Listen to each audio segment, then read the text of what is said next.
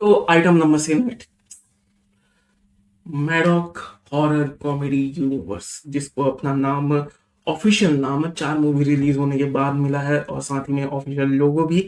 लेकिन चाहे item number universe हो या फिर मॉडॉक हॉरर कॉमेडी, क्या ही फर्क पड़ता है, ज्यादा कुछ डिफरेंस है नहीं। हालांकि इस यूनिवर्स की 5वीं मूवी थामा फाइनली थिएटर में रिलीज हो चुकी है, और जिसका कोई भी हाइप नहीं था, ना कोई एक्साइटमेंट थी, ना ऑनलाइन, ना कुछ ऐसा मुझे लगता था। लेकिन आज जब मैं थिएटर गया और पूरा पैटी पैक थिएटर देखा मैंने, like 100% occupancy, not a single seat was empty, तब जाकर मेरा ये भ्रम टूटा कि भाई लोगों के बीच में हाइप तो है।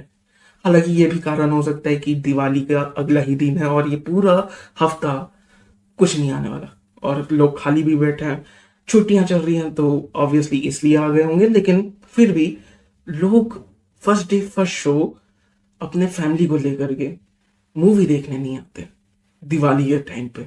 इतना तो मैं कह सकता हूँ। तो कहीं ना कहीं इस मूवी की, इस पूरे यूनिवर्स की अपनी एक हाइप है, अपनी एक फैन बेस उन्होंने बना लिया है, एक फैमिली फैन बेस, लाइक लोग अपने परिवार को लेकर के आए थे। हालांकि दोस्त वगैरह सब आए थे, लेकिन फैमिली का भी बहुत बड़ा ऑडियंस है इनका, जो कि बहुत बढ़िया बात है। और स्पेशली ये काइंड ऑफ अपने जॉनरा से अलग है, ये रोम कॉम की तरीके से तुम इस मूवी को देख सकते हो। और मूवी अपने आप में काफी अच्छी थी। इनके पास एक प्लॉट था, इनके पास एक कहानी थी। कुछ कमियां हैं, कुछ नहीं, थोड़ी ज्यादा ही कमियां हैं, लेकिन ओवरऑल एक एंटरटेनिंग मूवी तो बिल्कुल देख बोल सकते हो इस मूवी को।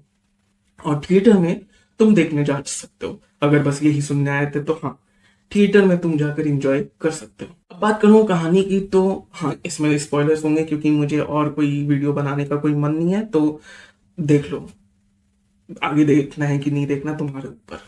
तो कहानी कुछ ऐसी है कि इन्होंने ट्रेलर में हमें मिसलीड किया, हमें गुमराह किया, हमें कुछ और एंगल दे करके सोचने में मजबूर किया, जबकि कहानी काफी सिंपल है। हम कुछ ज्यादा ही कॉम्प्लिकेट कर गए, क्योंकि कुछ डायलॉग्स ऐसे थे ट्रेलर में, जैसे कि क्या तुम मेरा 100 साल बाद तक इंतजार कर सकती हो, और ये सारी चीजें तुम्हें मिसलीड करती हैं। लेकिन कहानी काफी लीनियर है, उतना ट्विस्ट एंड टर्न नहीं है जितना हम सोच के चल रहे थे। काफी सिंपल सादी कहानी है, और स्टोरी ज्यादा कुछ एक्सपेरिमेंट नहीं करती।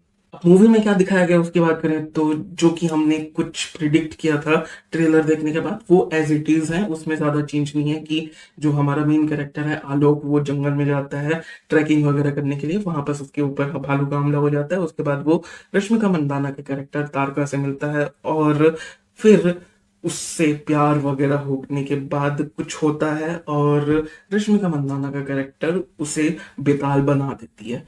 और यही प्रीटी मच कहानी है। उसके बाद जो नवाजुद्दीन सिद्दीकी का कैरेक्टर है, उसकी एक अलग कहानी है, जो कि उतना फोकस नहीं किया गया है, लेकिन बस तुम्हें अंदाजा लग जाए उतना बता दिया गया है। और आलोक के बेताल बनने के बाद वही कहानी चलती है कि कैसे आलोक नवाजुद्दीन के कैरेक्टर को हराएगा और उनका थामा बनेगा। थामा बेसिकली बेताल कम्युनिटी का लीडर एक तरीके से बोल सकते हैं।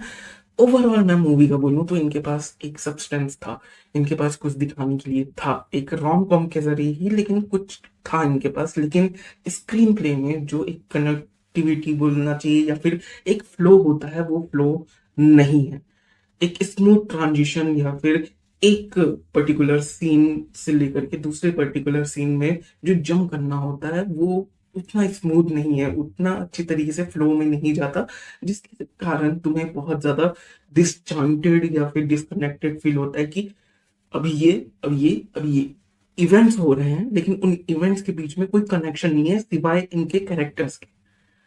ये मुझे फील हुआ एटलीस्ट फर्स्ट हाफ में। तो पहले हाफ में मुझे ये फील हो रहा था, सेकंड हाफ में फिर भी बहुत बेहतर है। साथ ही में कुछ चीजें फील होती हैं कि ये बस चीजों को डाल दिया गया है इसमें, पहले इनका प्लान नहीं था, लेकिन किसी तरीके से इन्होंने तोड़ मरोड़ के ज्वाइंट कर दिया है, ऐसा कम से कम देखते वक्त फील आया। तो ये स्क्रीन प्ले का प्रॉब्लम है या फिर डायरेक्शन का प्रॉब्लम है, मैं तगड़े तरीके से नहीं बोल सकता। लेकिन कुछ चीजें, जैसे कि ट्रेलर में ही जो दिखा दिया गया था कि भेड़िया की एंट्री, वो ऐसा लगता है कि बस इन्होंने डाल दिया। हालांकि इनका पहले से प्लान होगा भी, तो भी मुझे लगता है, कम से कम मूवी देखते वक्त मुझे ऐसा लगा कि इन्होंने बाद में डाला है। सब कुछ हो जाने के बाद इन्होंने बाद में कनेक्ट किया है उसे, ताकि उनका कनेक्शन बैठा पाए भेड़िया और वैम्पायर का, जो कि अच्छे तरीके से प्ले आउट होता है। हालांकि डिसजॉइंटेड लगता है, लेकिन जो वो पोर्शन है, जो वो इवेंट होता है भेड़िया और वैम्पायर के बीच में, बेताल के बीच में, वैम्पायर नहीं बेताल के बीच में, वो काफी इंटरेस्टिंग था। स्पेशली जो हमारा वेयरवुल्फ का ट्रांसफॉर्मेशन था। हालांकि तुम सीजीआई को लेकर के बोल सकते हो कि उतना बढ़िया सीजीआई नहीं था, लेकिन जो उनके पास आइडिया था और जो विजन था वो बहुत तगड़ा था। जिस तरीके से वो पूरा ट्रांसफॉर्मेशन होता है और उसके बाद की फाइट, मजा आ जाता है, बहुत बढ़िया था। और उसके अलावा एक और कैमियो था जना का। उसमें तो लोग पागल ही हो गए कि भाई सब चिल्ला रहे हैं, सीटियां बजा रहे हैं।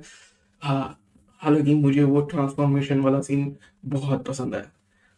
ऑब्वियसली सीजीआई उतना बढ़िया नहीं था, उतना तगड़ा नहीं था, लेकिन जो देखा मैंने, जो विजन था उनका, और वो बहुत ही बढ़िया तरीके से अपना विजन हमारे सामने रख पाए। हालांकि सीजीआई उतना बढ़िया नहीं था, लेकिन मजा आता है देख करके। इसके अलावा मुझे बोला गया था कि शक्ति शालिनी का कोई टीजर वगैरह हमें देखने को मिल सकता है, लेकिन मेरे थिएटर में तो कुछ नहीं दिखाया गया। इसके अलावा जो अगली मूवी का टीज किया गया है, भेड़िया 2, उसको देखने के लिए मैं बहुत ज्यादा एक्साइटेड हूँ। क्योंकि अ लोन वुल्फ, एक अकेला भेड़िया versus Betaal village, a whole freaking village of Betaal, देखने में तो मजा आएगा। इन्होंने सेटअप बहुत बढ़िया किया है। अब देखते हैं कि आगे हमें देखने को क्या मिलता है, बेताल वर्सेस भेड़िया। और दूसरी तरफ हमारे जो विलन्स हैं, उन्होंने भी हाथ मिलाया है, तो वो देखने में भी बढ़िया रहेगा, मजा आएगा। मैं बहुत ज्यादा इंटरेस्टेड हूँ, स्पेशली भेड़िया 2 के लिए।